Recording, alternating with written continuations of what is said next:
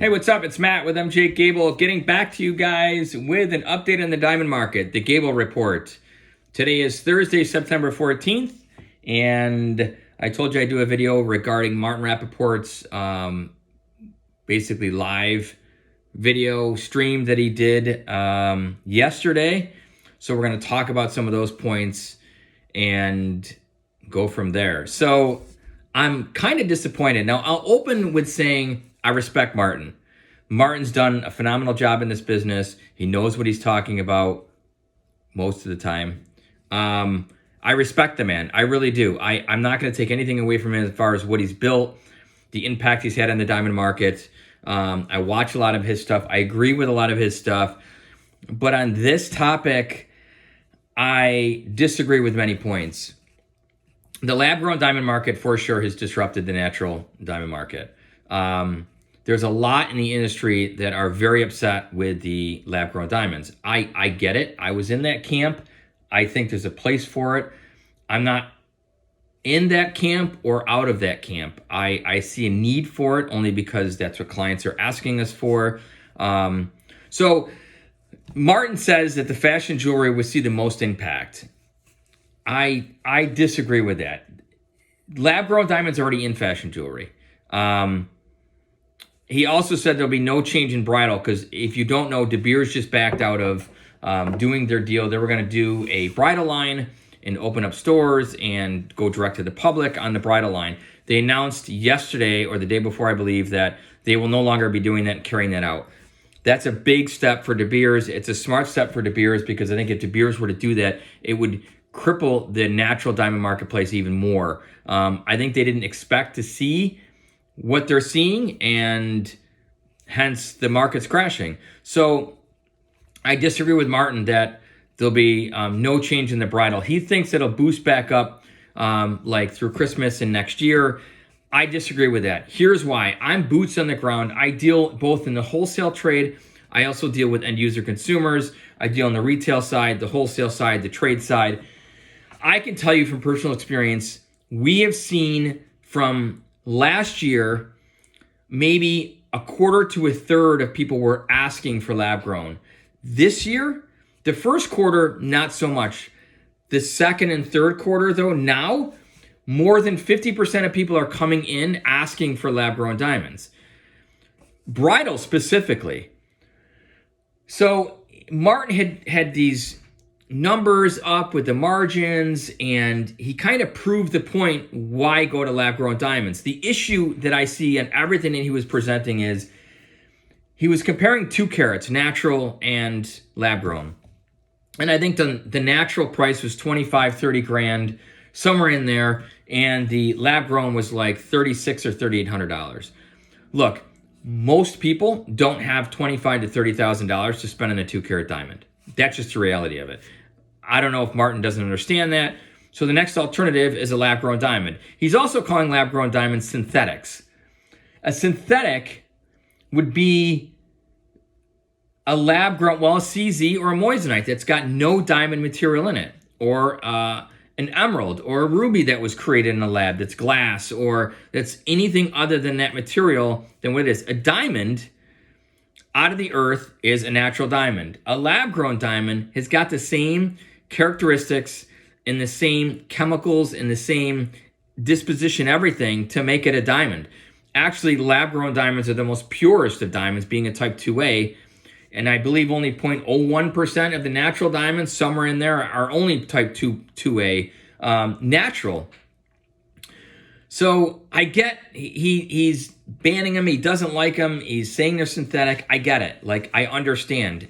His world has collapsed. But if you have a consumer looking for a 2-carat diamond and their budget doesn't allow $25,000 to $30,000, but they can get a lab grown, and here's where his pricing's off. They're not $3,800. Brilliance, or not Brilliance. There's a company, I can't remember, online that are selling these things 2-carat in like the $3,000, $3,500 range all day long. I don't know as if they're going to get any lower, because you technically can't get any lower in lab-grown diamonds. He also mentioned about having lab-growns just slightly under natural. That won't work. And yes, it's going to disrupt the market. Just like, lab-grown emeralds or lab sapphires or rubies. Yes, it's going to disrupt the industry. It's funny because I was on my channel, Andre, him and I were kind of back and forth. He made up a good point, which I tend to agree with him. He ended up watching the whole Martin Rapaport. I had to quit like halfway through. I just thought he was crying a lot and whining a lot about it, and not realizing that Andre brought up to me that Martin at one point disrupted the industry. Blue Nile disrupted the industry. He said Mickey Moto with the pearls disrupted the industry. I agree. When the first lab-grown ruby from Chatham, I agree. This is a disruption. I don't think it's going away, though. The difference between like rubies and emeralds that are lab-grown, it's an alternative. They're sold maybe 50% of the time over a natural emerald or ruby. The clients or customers who can afford natural are going to go natural. The customers who can't afford natural are going to go lab grown. I don't think that market's going to go away. I also don't think it's going to change that. And I do think it's going to take at least 50% away from the bridal side and the fashion side, because I'm noticing that somebody like in their 40s, I can probably talk them into a lab grown if I was that kind of salesperson. I'm not. I think the older generation wants natural. They don't want to hear anything about the lab growns. I think the younger generations, 20 and 30 somethings, all day long, that's what they want. Another thing he'd mentioned in there is, well, when somebody asks for lab grown, just sell them a natural and talk them into a natural. I have never been like a hard closer or pressure closer or somebody who's talked somebody into something. Look, if I've got a great product, a great service, and you like the price point, you're going to buy it. I mean, that's just, we're consultative sellers here. We always have been. We talk people out of things or help them make a decision that's best for them, not for us. Yes, I want to make money. Yes, I'm in the business, but I also want to sleep at night and know that I'm doing the right thing when it comes to consultative selling or advising clients on what to purchase. I'm not going to tell somebody who comes in here asking for a lab-grown diamond to go ahead and spend 4 times their budget. You know, I can get you a 2 carat, let's say for $3,000, mounted out the door. But why don't you consider a natural diamond 2 carat for $30,000 or even $25,000? I ethically just can't do that. I won't do that. I'm with Martin. I'm not a huge fan of the lab growns. They are taking margin away. They're taking business away from the natural side. We've had to kind of act like a chameleon and change for that. We obviously are seeing a reflection of the numbers, but we're just selling more lab growns to make up for it because that's what the demand is. He also did mention that the market's down 35% from March of 2022. I agree with that. I've been saying that since the beginning of the year. De Beers obviously pulled out of the engagement ring idea, which we covered, and then he was comparing Swarovski, the crystals, to lab-grown diamonds, which those are like apples and oranges. I mean, that's crystals to diamonds. The lab-grown diamonds are completely, I can't follow that. I don't understand it. I understand Martin's upset, but this is what's happening. I think what really needs to happen is we've already gone down the rabbit hole with the pricing. I think the natural diamond market may rebound like emeralds and rubies did after the synthetics were brought into the marketplace.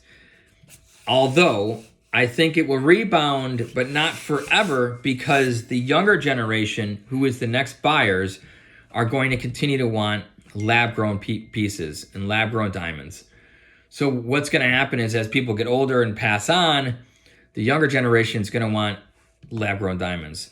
So I think the natural market will go up a little bit, not 35%, but it's come down. It might go up 10, 15, maybe 20% and level out. Lab-grown diamonds, I don't know if they're going to go down anymore. I don't know if it's physically possible to go down anymore. The prices are pretty low right now. We're selling uncertified lab-grown diamonds mounted in settings, lab-grown diamond settings, for under $2,000. It's a sweet spot for people. It's being competitive with the online e-retailers. Some jewelers can be upset with us for doing that. We're giving the market what they want. I'm here to stay alive and give the clients what they want and the customers and be ethical and transparent about it. So in a nutshell, he did talk about some sanctions in Russia, and I don't follow a lot of that. We don't do a lot of business in Russia. We do business in Israel, Hong Kong, and other places of the globe. That really doesn't affect us in the trading. We do a lot in the used recycled business as far as diamonds are concerned. We do buy new inventory, new diamonds, new lab-grown stones, but not as much on the natural side. We're on the opposite side of the business of that. So I do follow it, but it really doesn't have an impact on our business. Not like the lab-grown diamonds has over the past year and a half with the decrease in natural diamonds. So that's my take. I think Martin did a lot of whining. Martin, I love you, but and I think you do a phenomenal job, in the industry and as an advocate for natural diamonds. But you did a lot of crying and whining, and a lot of the stuff that you put out there didn't really make sense. It actually argued to the point of going to a lab-grown diamond. I don't think it helped the cause at all. But that's my take on it. Andre, thanks for the input and getting back to me and watching my videos. I do appreciate it.